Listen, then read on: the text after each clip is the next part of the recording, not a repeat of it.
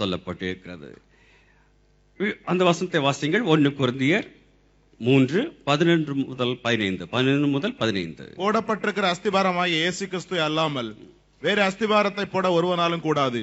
ஒருவன் அந்த அஸ்திபாரத்தின் மேல் பொன், வெள்ளி, விலையேறப்பெற்ற கல், மரம், புல், வைக்கோல் ஆகிய இவைகளினால் கட்டினால் அவனவனுடைய வேலைப்பாடு வெளியாகும். நாளானதை விளங்க பண்ணும். ஏனெனில் அது அக்கினியாலே வெளிப்படுத்தப்படும். அவனவனுடைய வேலைப்பாடு எத்தன்மை உள்ளதென்று அக்கினியானது பரிசோதிக்கும். அதன் மேல் ஒருவன் கட்டினது நிலைத்தால் அவன் கூலியை பெறுவான். ஒருவன் கட்டினது வெந்து போனால் அவன் நஷ்டமடைவான், அவனோ ரட்சிக்கப்படுவான். அதுவும் அக்கினியால் அகப்பட்டு தப்பினது போல் இருக்கும். நம் அனைவரும் இவ்விதமாக ரட்சிக்கப்பட்ட பின்பாக நம்முடைய விசுவாச ஜீவத்தை நாம் கட்டி வருகிறோம். கிறிஸ்துவுக்காக சிலர் ஊழியம் செய்கிறோம். உலக ஆசாபாசங்களை விருத்து கிறிஸ்துவுக்காக ஜீவிக்கிறோம். இதனைத்தான் நீங்கள் பவுல் சிறப்பாக கட்டிடம் கட்டுவதற்கு ஒப்பிட்டு சொல்வதை காண்கிறோம். நாம் அனைவரும் கட்டுகிறோம் விசுவாச ஜீவத்தை, ஊழியத்தை. ஆனால் எவை விளைவித்து கட்டுகிறோம் என்பதுதான் முக்கியம். வாசித்த வசனத்தின்படி ஒரு கூட்டம் என்ன செய்கிறது? பொன், வெள்ளி, விலையேறப்பெற்ற கல்லை கொண்டு கட்டுகிறது.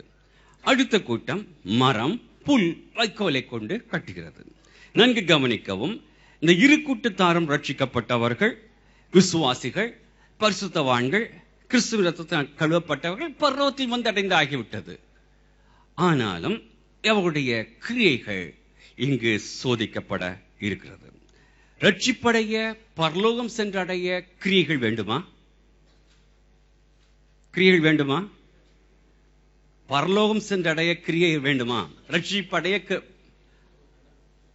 ரட்சிப்படைய வேண்டாம். கிருபையினாலே விசுவாசத்தை கொண்டு ரட்சிக்கப்பட்டீர்கள். இது உங்களானதல்ல, தேவனுடைய ஈவு. கிருபை ரட்சிக்கப்பட எந்தவித கிரியையும் வேண்டாம். ஆனால் பரிசுகளை பெற கிரியைகள் அவசியம். வெளிப்படுத்தல் தம்முடைய 7 சபைகளின் தூதுகளுக்கு அங்கு மகிமை விருந்த கர்த்தராகிய இயேசு கிறிஸ்து சொல்லும் பொழுது 7, நீங்க வீட்டில் சென்று வாசித்து பாருங்கள், 7 சபைகளுக்கும் அவர் சொல்லும் பொழுது, உன் கிரியைகளுக்கு நான் கண்டிருக்கிறேன், உன் கிரியைகளை நான் கண்டிருக்கிறேன், உன் கிரியைகளை கண்டிருக்கிறேன் என்று சொல்வதை காண முடியும். அது வெளிப்படுத்தல் 2:9 அநேக வசனங்கள் உண்டு. நீங்க வீட்டில் சென்று 2ஆம் அதிகாரத்து முதல் 8ஆம் அதிகாரம் வரைக்கும் வாசித்து பாருங்கள். அங்கு நீங்கள் காண முடியும். 3ஆம் அதிகாரம் வரைக்கும் 7 சபைக்கு சொல்லும் பொழுது உடைய கிரியைகள் என்று சொல்லப்படுவதை நாம் பார்க்கிறோம். அதிலே தியத்தியா சபைக்கு சொல்லப்பட்டதுதான் நமக்கு கிறிஸ்து கூறும் ஆலோசனை. வாசிங்கள். வெளிப்படுத்தல் 2:23. அவளுடைய பிள்ளைகளையும் அன்றியும் உங்களில் ஒவ்வொருவனுக்கும் உங்கள் கிரியையின்படியே பலன் அளிப்பேன். அன்றியும் உங்கள் ஒவ்வொருவருக்கும் உங்களுடைய கிரியையின்படியே பலன் அளிப்பேன். யாக்கோபு 2ஆம் அதிகாரத்தை வாசித்து பாருங்கள். அங்கு என்னதான் நமக்கு விசுவாசம் இருந்தாலும் கிரியைகள் இல்லாவிட்டால் எல்லாம் செத்தது என்று சொல்வதை நாம் காண முடியும். கிறிஸ்து ஞாசன நாளிலே நம்முடைய அனைத்து கிரியைகளும் அக்னியால் சோதிக்கப்பட இருக்கின்றன. இந்த மூலப்பொருட்களில் சில ரகசியங்கள் அடங்கியிருக்கிறது. அதை நாம் அறிந்து கொள்ள வேண்டும்.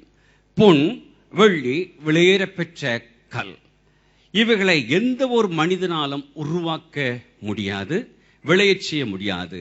இவைகள் தேவனால் சிருஷ்டிக்கப்பட்டவைகள். ஆகவே இது தெய்வீக குணத்துக்கு ஒப்பிடப்பட்டவைகள்.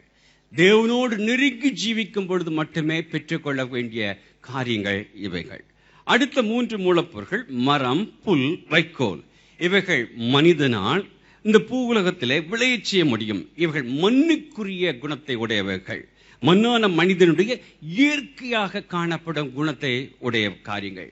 நாம் எதை கொண்டு நம்முடைய விசுவாச ஜீவத்தை கட்டுகிறோம்? தெய்வீக குணங்களை கொண்டா அல்லது மண்ணான காரியத்தை கொண்டா? முதல் 3 தெய்வீக குணங்களை நாம் தேவனோடு நெருங்கி ஜீவிக்கும் பொழுதுவே பெற்றுக்கொள்ள முடியும். மற்ற 3 குணங்களும் நம்மளுக்குள்ளாக இயற்கையாக இருக்கும் சுவாபங்கள், ஊழியத்தில் இருக்கலாம், காரியங்கள் இருக்கலாம். அவருடைய நேச்சர் மாறாத பட்சத்தில் நாம் இதை இந்த பின்பாக சொல்லப்பட்ட 3 காரியத்தை வைத்து நாம் கட்டுகிறோம். இப்படி கற்பனையிலே கிறிஸ்துவ ஞாசனத்திற்கு கடந்து சொல்லுகிறோம். அங்கு ஞாசனத்தில் கிறிஸ்து அமர்ந்திருக்கிறார். பின்பாக சில ஊழியக்காரர்கள் வருகிறார்கள். பேர் பெற்ற ஊழியக்காரர்கள், ஸ்தாபத்தில் பெரியவர்கள், தலைவர்கள், டெலிவிஷன் எவாஞ்சலிஸ்ட் வருகிறார்கள், அற்புத அடையாள ஊழியர்கள் வருகிறார்கள். தீர்க்கதரிசனம் சொல்லும் போதகர்கள் வருகிறார்கள், பெரிய சபையின் போதகர்கள் வருகிறார்கள். அவருடைய காரியங்கள் தேவன் அக்கினிக்குள்ளாக கடந்து செல்கிறார். எந்த அக்கினி? என்ன அக்கினி? வெளிப்படுத்தல் 1:14 பார்க்கும் பொழுது அவருடைய அக்கினி ஜுவாலை போன்ற கண்கள் என்று நாம் பார்க்கிறோம். அந்த அக்கினி ஜுவாலை போன்ற கண்கள் அந்த கிரியைகள் மேலே படும் பொழுது அவர்கள் என்ன பரிதாபம்! கட்டின காரியம் எல்லாம் எரிந்து போய்விடுகிறது. வெறும் கையாக நிற்கிறார்கள். மல்டி ஸ்டோரி பில்டிங், டவர்கள் என்ன வந்தா எல்லாமே போயிடுச்சு. பரிதவிக்கப்பட காரியங்கள் ஏற்பட இருக்கின்றன. அடுத்ததாக ஒரு சாதாரண விசுவாசி கடந்து வருகிறார். பூவுலகில் ஜீவித்த பொழுது எந்தவித பந்தா இல்லை, பகட்டு இல்லை. சபைக்கு அவர் வருவதும் தெரியாது, செல்வதும் தெரியாது. ஆனால் தன்னை சூழந்த மத்தியிலே காம்பவுண்டிலே சென்று ஆத்துமாக்களை கிறிஸ்துவுக்காக ஆதாயம் செய்தவர்.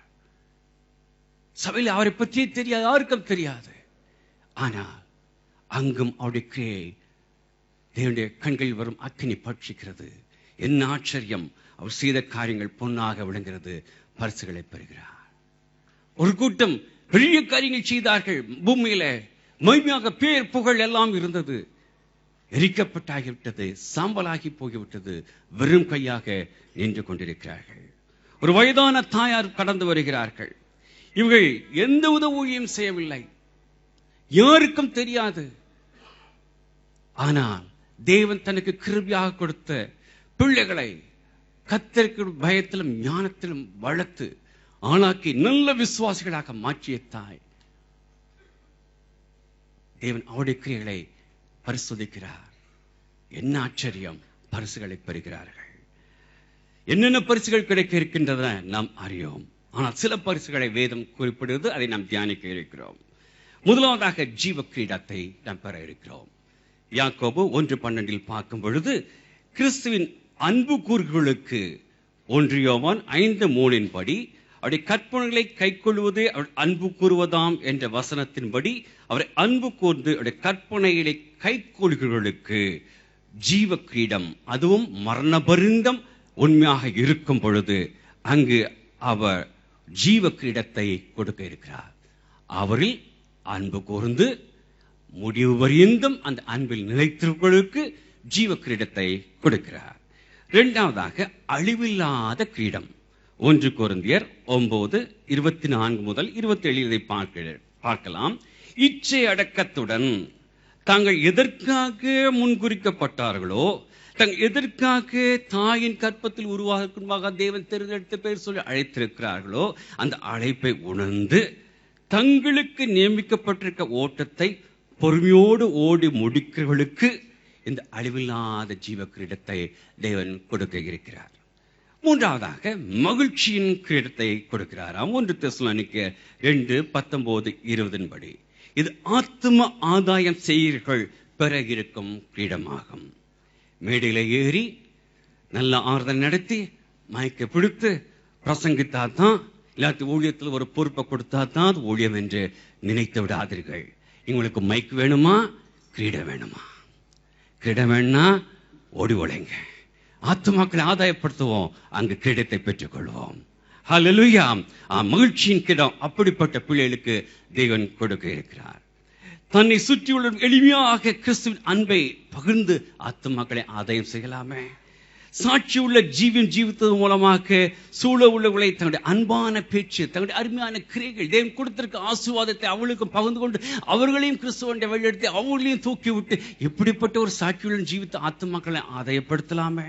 தேவன் கிருபையாக கொடுத்திருக்கும் கையின் ஆசீர்வாதத்தை தசபாகமாக கொடுத்து மிஷனரி ஊழியம் தாங்க போகிற பிள்ளைகளுக்கு என்று அதன் மூலமாக கொடுத்து ஆத்துமாக்களை ஆதாயப்படுத்தலாமே. இப்படி இருக்கும் பொழுது மகிழ்ச்சியின் கிரீடத்தை சூழ இருக்கிறோம். நான்காவதாக நீதியின் கிரீடம். 2 தீமோத்தேயு 4:5-7 வசனத்தை நாம் பார்க்கிறோம். முடிவு பரியந்தம் தங்களுடைய விசுவாசத்தை காத்துக் கொள்கிறவர்களுக்கு கிடைக்க உள்ள கிரீடம் தான் நீதியின் கிரீடம்.